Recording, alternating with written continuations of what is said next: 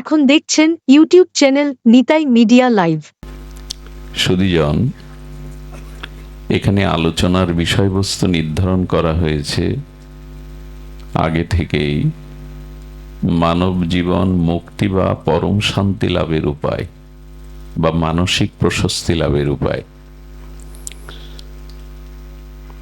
তো এই বিষয়ের উপরে যিনি এখানে রেখেছেন বিষয়বস্তু, আমরা সেই বিষয়বস্তুর উপরেই কিঞ্চিত গুরু কৃপা আপনাদের প্রসন্ন দৃষ্টিতে সাক্ষাৎকারের প্রচেষ্টা পাব।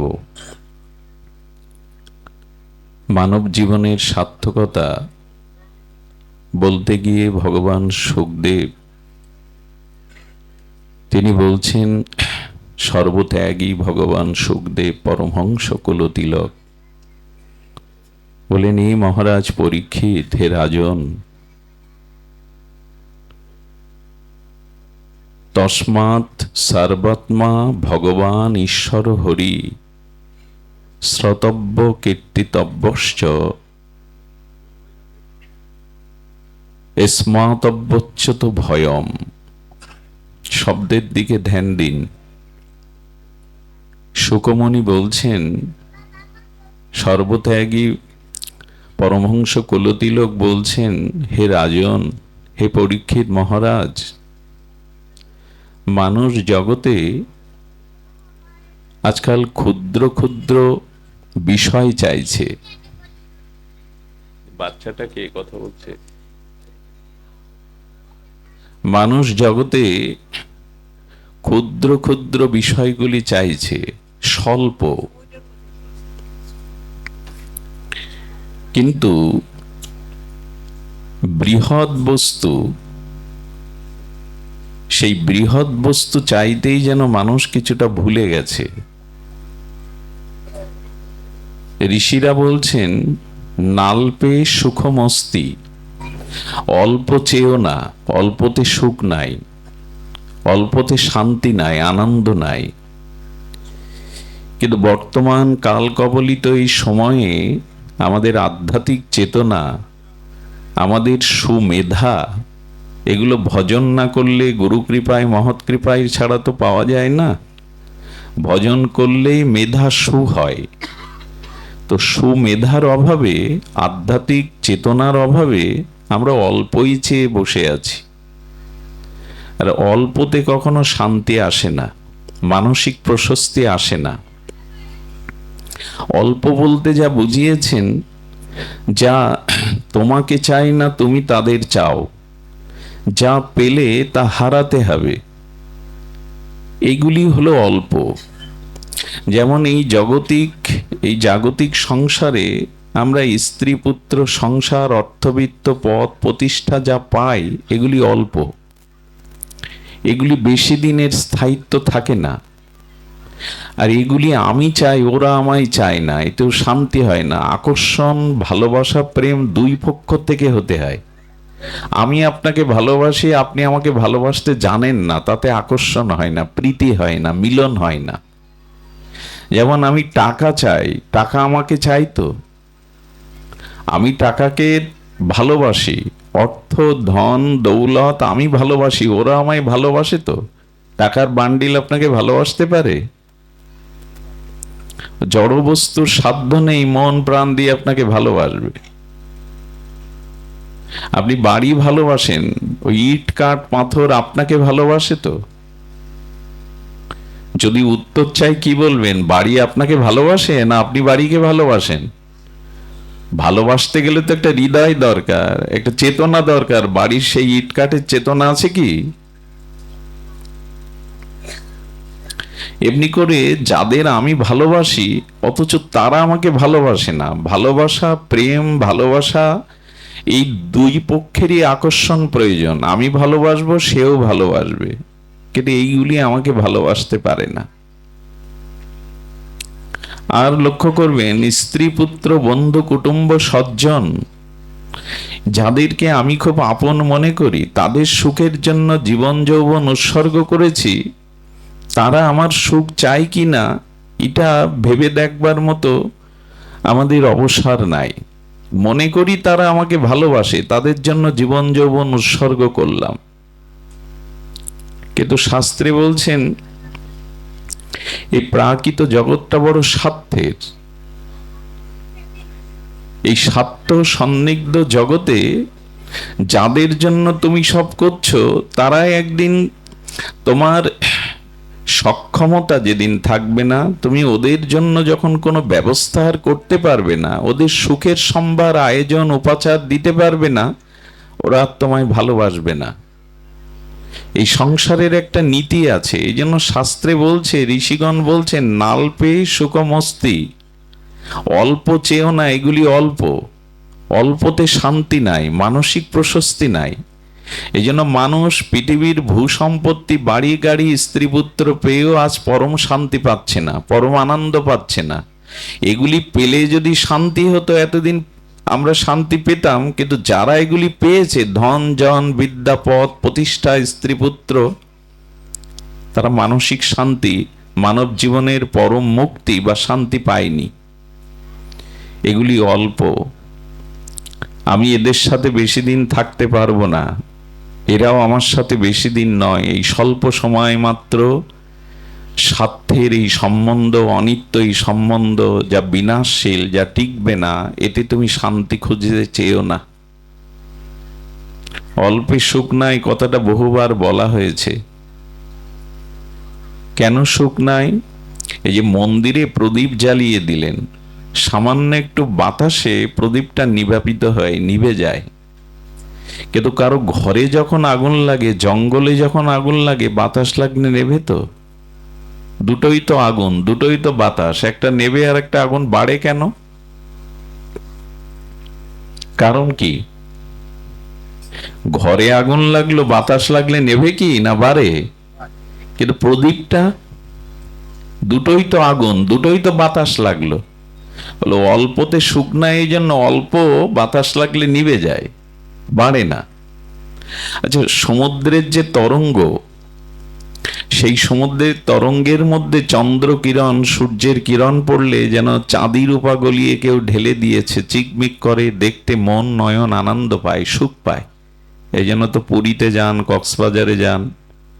কিন্তু ওই তরঙ্গায়িত সমুদ্রের জল, এরকম একটা জলের পাত্রে ওর থেকে তুলে নিন, ঢেউ হবে তো এর মধ্যে, তরঙ্গ হবে তো? জল তো একই, সমুদ্রের জলে যা যা উপাদান আছে ওর থেকে তুলে নিলাম, এর মধ্যেও তো সে একই উপাদান। ঢেউ নেই কেন? তরঙ্গ নেই কেন?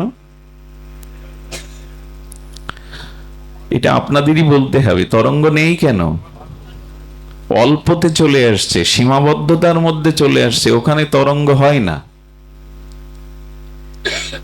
আচ্ছা, রন্ধনশালা, যেখানে মায়েরা রন্ধন ক্রিয়া করে, ওই ছোট্ট প্রকোষ্ঠ রান্নাঘরের মধ্যে ধোঁয়াগুলো আটকে গেলে রান্নাঘরে কি রূপ নেয়? রান্নাঘরে ধোঁয়াগুলো আটকে গেলে ওই ছোট্ট প্রকোষ্ঠের মধ্যে ধোঁয়াগুলো কি হয়? ঝুলকালি হয় তো না? এখন গ্যাসে রান্না করেন, অভিজ্ঞতা নাই, কিন্তু ঝুলকালি হয়। কিন্তু ওই যে রন্ধন ঘরের যে ধোঁয়াটা যদি উন্মুক্ত পাইপ দিয়ে, জানলা দিয়ে আকাশে উড়িয়ে দেন, ওখানে ঝুলকালি হয়। কি হয়? আকাশে গেলে কি হয়? মেঘমালা সৃষ্টি হয়, তার থেকে বরিশন হয়, ধরিত্রী শীতল হয়, মৃত বৃক্ষগুলো উজ্জীবিত হয়ে ওঠে। বড় জায়গায় গেলে মেঘ হয়, আর ছোট জায়গায় ঝুলকালি হয়। ঋষিরা বলছেন অল্পতে শান্তি কোনোদিনই পাবে না। নাল্পে সুখমস্তি, অল্পতে সুখ নাই। স্ত্রী পুত্র, গৃহ সংসার, কুটুম্ব, দেহ, এই দেহটাও কি খুব বেশি বেশি নয়? অল্প দিনের পেয়েছি, তার মধ্যে বার্ধক্য, জরা। এই জন্য অল্পটা ধরতে আমরা বড় ব্যস্ত। বলছেন ভমাইব তৎসুখম, বড়টা চাইতে শেখো। কেমন জানেন? যদিও বহুবার আস্বাদন করেছেন। একটা ছোট মাছকে আপনি একটা জলের পাত্রে রেখে দিলেন, মিন, ছোট মাছ, ওই বাটির মধ্যে, ঘটির মধ্যে রেখে দিন, কিছুক্ষণ পরও বাঁচবে না। কারণ ওই ছোট পাত্রের অল্প জলের অক্সিজেনের অভাব বোধ করেও। কিছুক্ষণ পর ও যখন মারা যাচ্ছে, মানে ছটপট করছে, তখন বলছে, হে বিধাতা, কৃপা করে এই ছোট পাত্রের থেকে যদি একটু পুকুরে দিয়ে দিত কেউ আমাকে, দয়া করে আমি বেঁচে যেতাম, একটু বড় জায়গায় যদি যেতে পারতাম। পুষ্করণীতে দিলে দেখলো চৈত্র বৈশাখে এসে সে পুকুর শুকিয়ে গেছে, আবার সেই কাদা, আবার সেই ছটপট, জলের অভাব। বলে, প্রভু আমি তো মাছ চাইতে শিখিনি, তুমি এক কাজ করো, আমাকে একটু খাল বিলে দিয়ে দাও, পুকুর তো আবদ্ধ হয়ে আছে। আচ্ছা, কোন সহৃদয় ব্যক্তির হৃদয়ে দয়া এলো, ছোট মাছটাকে খাল বিলে দিয়ে গেল, কিন্তু বৈশাখে তো খালও শুকায়। বলে, প্রভু আমি তো ক্ষুদ্র, আমার বুদ্ধিও ক্ষুদ্র, আমাকে একবার একটু নদীতে দাও না।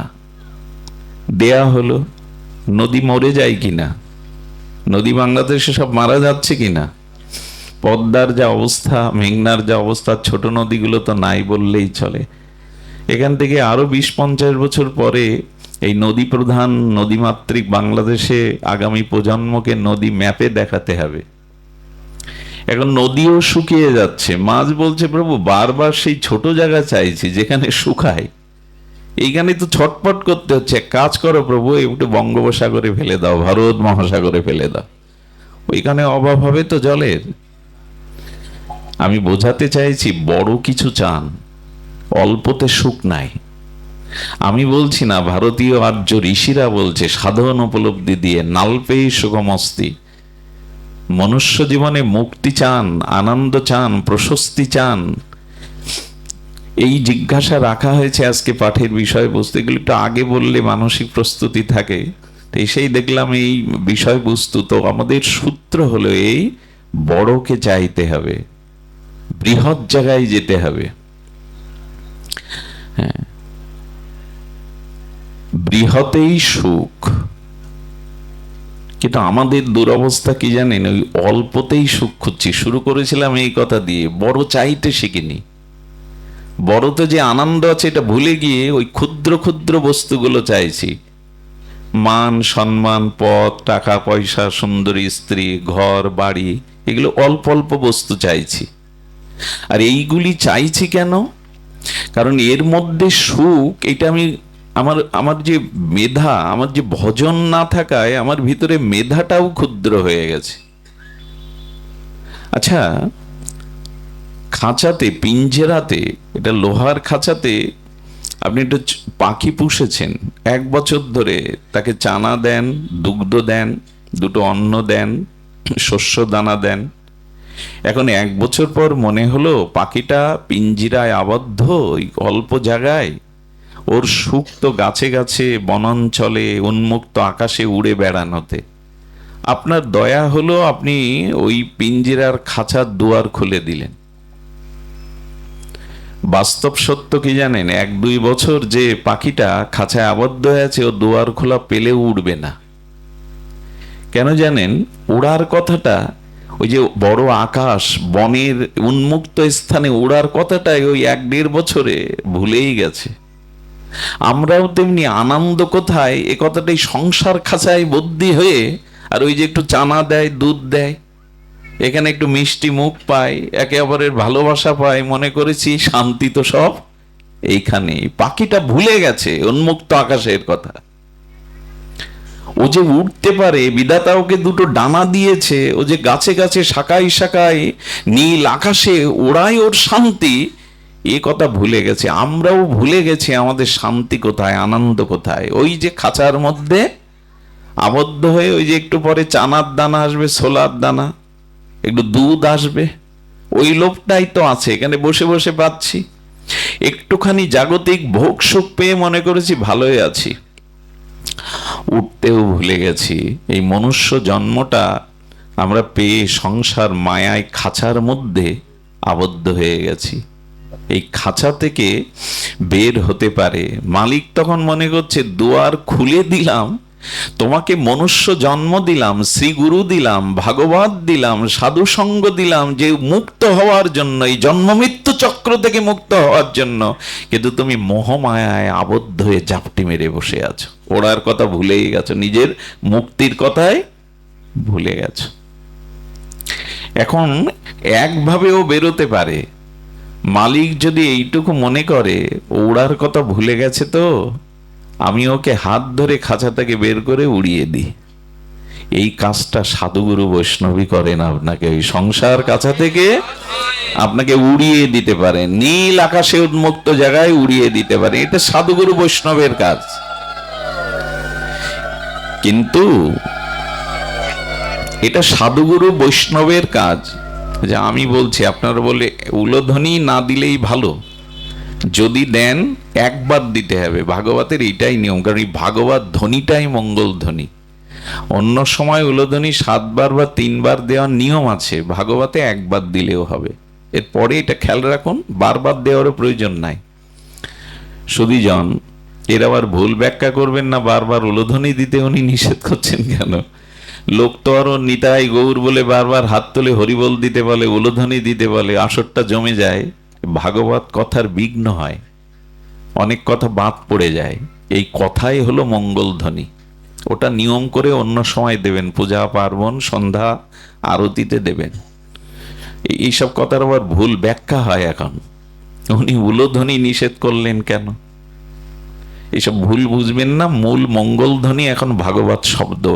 ভাগবত আর ভগবান অভিন্ন, এই শব্দ আর ভগবান অভিন্ন। অক্ষর রূপ রসব্রহ্ম, আমরা সেটা কান দিয়ে ভেতরে নিচ্ছি, শব্দ যেন বাদ না পড়ে। হরিকথায় তারাই অধিকারী যারা চাতকের মতো মেঘ দেখলেই ওই দিকে তাকায়, গঙ্গার জল পাবে না, সরোবরের জল পাবে না, মেঘ থেকে স্বচ্ছ বৃষ্টির দানা কখন পড়বে মুক্তার মতো ওই পাবে, মরে যাবে তবু অন্য জল। এখানে এসে অন্য চিন্তা অন্য ভাবনা তারা করবেই না, অন্য কথাই বলবে না, চাতকের মতো চেয়ে আছে এক বিন্দু কখন পড়বে। এর পরের কথাটা কি সেটাও কান উদ্গ্রীব থাকবে, এর পরের কথাটা কি, যাতে হৃদয়ে যায়। অলসতা, ঘুম, তন্দ্রা, ঝিমিয়ে পড়া, এরা ভাগবত শ্রোতা না। এদের দ্বারা কোনো কালেই কল্যাণ, মুক্তি, শান্তি পাওয়ার আশা নেই। ভাগবতেই যদি ঘুমায় তো জাগবে কবে এরা? জীবনের আর্ধেক আয়ু তো ঘুমেই কাটায় মানুষ। এখানে এসে যদি ঘুম পায়, জানতে হবে অপরাধের জালে জড়িয়ে গেছে, মহা অপরাধ হৃদয়ে বাসা বেঁধেছে। সারাদিন পরিশ্রম করেছেন, ওই জন্য ঘুম আসছে না। হরিকথা ক্লান্তি দূর করে, অমৃত দান করে। এগুলো আসলে অনেক জন্মে না করা অভ্যাস, অপরাধ, এই জন্য এগুলি আসে। ধ্যান দিন। কোথায় ছিলাম আমরা? বলুন, আমি কি বলছিলাম বলুন, কেমন শুনছেন? এইটাই তো সমস্যা। কাল সকালে শুনবেন উনি কি বিষয় বললেন। আমরা অনেকেই মনে রাখতে পারি না, কিন্তু 5 বছর আগের একটা অপমান যে করেছিল, গালি দিয়েছিল, ওটা মনে রেখেছি।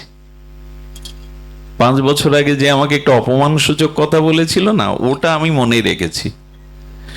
সাধুগুরু বৈষ্ণব এরা কি করেন? এই বদ্ধ মায়াবদ্ধ জীবকে মুক্ত করার চেষ্টা করেন। এরাই পারে।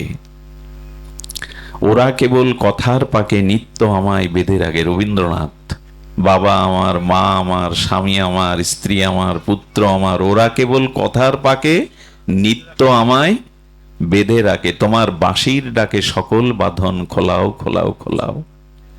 রবীন্দ্রনাথ বলছেন, তোমার ওই বাঁশির, গোবিন্দের বাঁশির ডাক আমি শুনতে পাবো তো? বলে, হ্যাঁ, গোবিন্দের বাঁশি হরি নাম হয়ে, হরি কথা হয়ে আমাদের কান দিয়ে প্রবেশ করে বলছে, ওই মায়ার বাঁধন ছেড়ে চলে এসো, খাঁচা থেকে চলে এসো। সাধুগুরু বৈষ্ণবগণ এই হরিনাম, হরি কথা, গোবিন্দের মুরলীর ধ্বনির মতো আমাদেরকে এই বাঁধন কেটে বের করতে চায়, খাঁচা থেকে বের করতে চায়। কিন্তু না, আমরা বেরোবার জন্য রাজি নই। ভালোই আছি, ভালোই আছি আমরা, অলস এত। একবার এক রাজা তার মন্ত্রীকে বলছেন, আমার এই রাজ্যে আলস্য ব্যক্তি কজন একটু নির্ণয় করে বলতে পারো? ঢেড়ি দিয়েছে মন্ত্রী, বুদ্ধিমান, যে যারা অলস তারা এখানে রাজপ্রাসাদে এসে, বিল্ডিং আছে, বাড়ি আছে, এখানে খাবেন দাবেন শোবেন, সব সুব্যবস্থা। দেখে সে রাজ্যের আর্জেক লোক আলসের খাতায় নাম লিখে সে বিল্ডিং এ বসে খাচ্ছে যাচ্ছে। রাজা বলছে, এত লোক আলস্য প্রধান হতে পারে না, তোমার নির্ণয় ভুল হয়েছে। বলে, হ্যাঁ সেটা ঠিক, আমি আপনাকে বের করে দেবো, এর মধ্যে কারা অলস। পেট্রোল দিয়ে বিল্ডিং এ আগুন জ্বালিয়ে দিয়েছে। আগুন জ্বালিয়ে দিলে সবাই ছুটে পালিয়েছে, 2 জন কেবল এক রুমের মধ্যে আছে। আগুন তাদের রুমের জানলা বন্ধ এসে গেছে। একজন বলছে আগুন আসছে, বলে জাগা মতো আসুক, তারপরে উঠবো নে, তাপ টাপ তো লাগুক। আর একজন বলছে আর আগুন আসাই ভালো, সন্ধ্যায় তো একটু আলো টালো জ্বালাতে হয়, আগুন আসলে জ্বালাবো, এখন উঠবো না। মন্ত্রী মহোদয় বলছেন এরাই প্রকৃত আলসে, এদেরই রাখেন, আর যে কটা চলে গেছে এর আসলে অলস না। সমস্যা হলো আমাদের ভিতরে অলসতা। অলসতাটা কেমন জানেন? আচ্ছা, সকাল থেকে কয়বার মুখ ধুয়েছি আমরা? কেউ 4 বার, 5 বার, 3 বার তো ধুয়েছিনি। আহার করলে ধুতে হয়, সকালে উঠে মুখ ধুতে হয়, স্নান করতে গিয়ে ধুতে হয়। হৃদয়ের যে ময়লাগুলো জমা আছে, কবার ধুয়েছেন সকাল থেকে?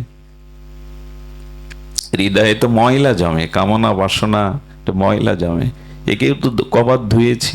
স্নান করেছেন 2 বার, হৃদয়টাকে পরিষ্কার করার জন্য যে স্নান তা করেছেন। অলসতা কোথায় আমি আপনাদের বলছি।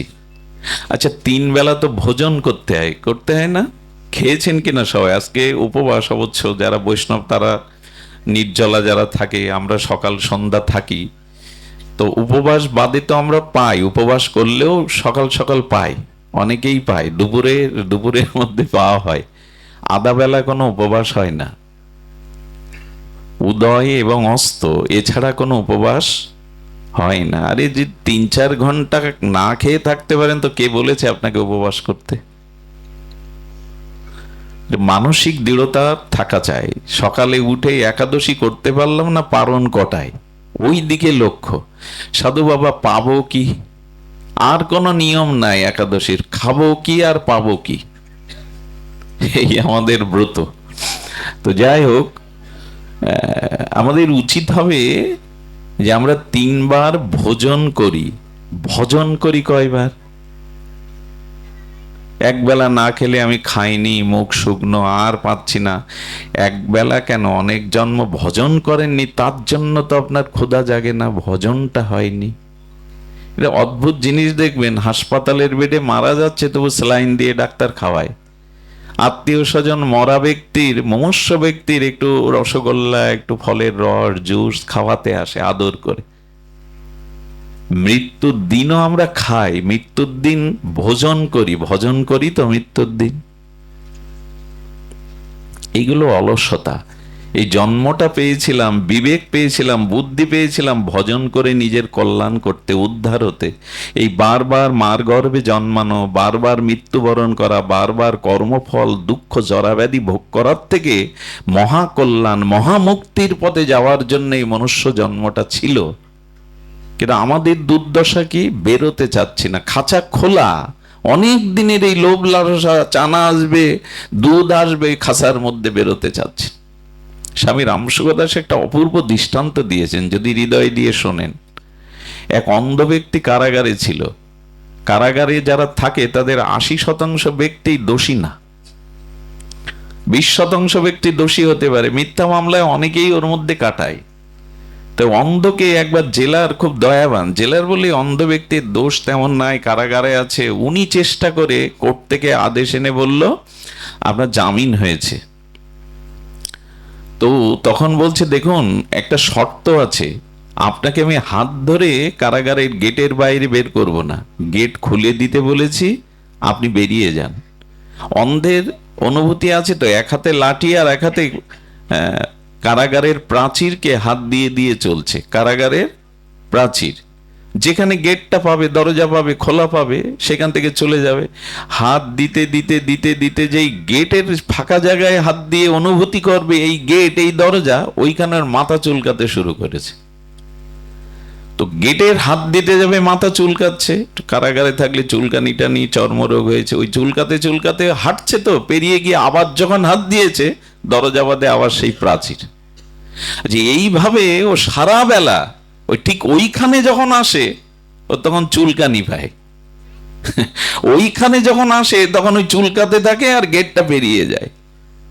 জেলারকে বলছেন অন্ধ ব্যক্তিকে নিয়ে ঠাট্টা তামাশা করছেন, সারা বেলা ঘুরে ঘুরে আমি দরজাই তো পালাম না বেরোবার। স্বামী রামসুর দাস কি বলছে জানেন? দরজা আছে, সমস্যা হলো একটাই, দরজার কাছে আসলেই তোমার চুলকানি পাচ্ছে। প্রহ্লাদ মহারাজ বলেছেন কেমন জানেন, এই জগতের অনিত্য সুখটা কেমন জানেন? খোঁজ পাঁচটা চুলকানির নেয়। এই যে স্ত্রী পুত্র টাকা পয়সা যৌবনের সুখটা, প্রহ্লাদ মহারাজ ভাগবত যথা কণ্ড রসবত, মানে চুলকানি হলে, খোসপাসটা হলে প্রথম দেখবেন চুলকাতে খুব আরাম লাগে, কিন্তু 1-2 মিনিট পর ওখানে আর আঙুল বসাতে পারবেন না, এত এত যন্ত্রণা অনুভূতি হয়, জ্বালা করে, কিন্তু প্রথমটা ভালো লাগে। প্রহ্লাদ মহারাজ হচ্ছে রূপ যৌবন ভোগ বিলাস শুরুতে ভালো লাগে, পরে ওটা বিষবৎ হয়ে যায়। এই অভিজ্ঞতা আমাদের সকলের আছে। ওই যে শুরুটা ভালো লাগে ওতেই আটকে গেছি। এই চুলকানিটা হলো কামনা বাসনা।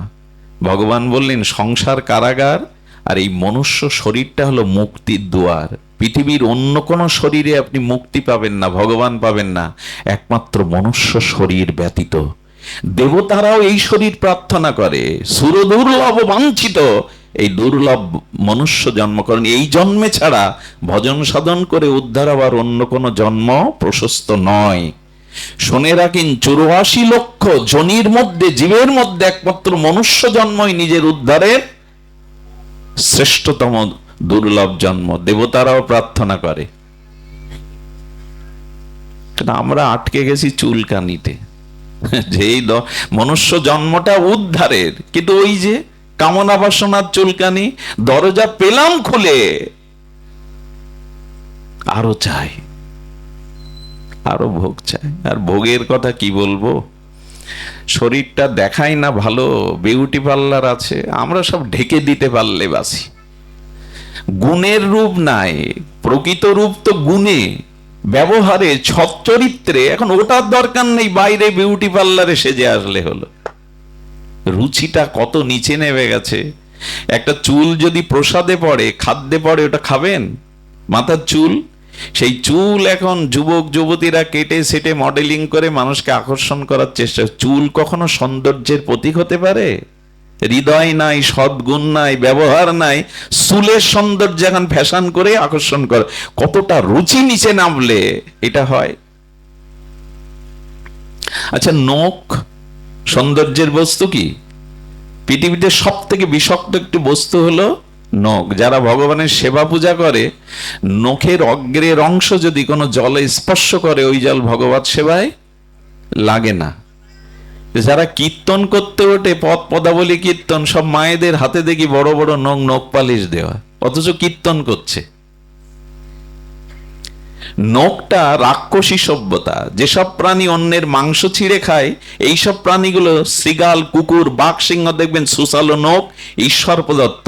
কিন্তু গরু, গাভী, ঘোড়া, এদের সুসালো নখ নেয়নি ভগবান। এরা নিরামিষাহারী, এরা কোনো জিনিস ছিঁড়ে খাবে না। একটা ঘা শুকিয়ে গেছে, ওখানে নখ দিয়ে আঁচড় দেবেন, ওই ঘা আর কেটে বেরোবে। সেই নখ ও মডেলিং করে মানুষকে আকর্ষণ করা হচ্ছে। মানুষের রুচি কত নিচে নেমে গেলে এই সব সৌন্দর্যগুলো এখন প্রদর্শন করা হচ্ছে। সৌন্দর্য নখে, চুলে, কি অদ্ভুত জগতে। এই জন্য শান্তি চাইবেন কি? শান্তির পথে তো আমরা চলি না।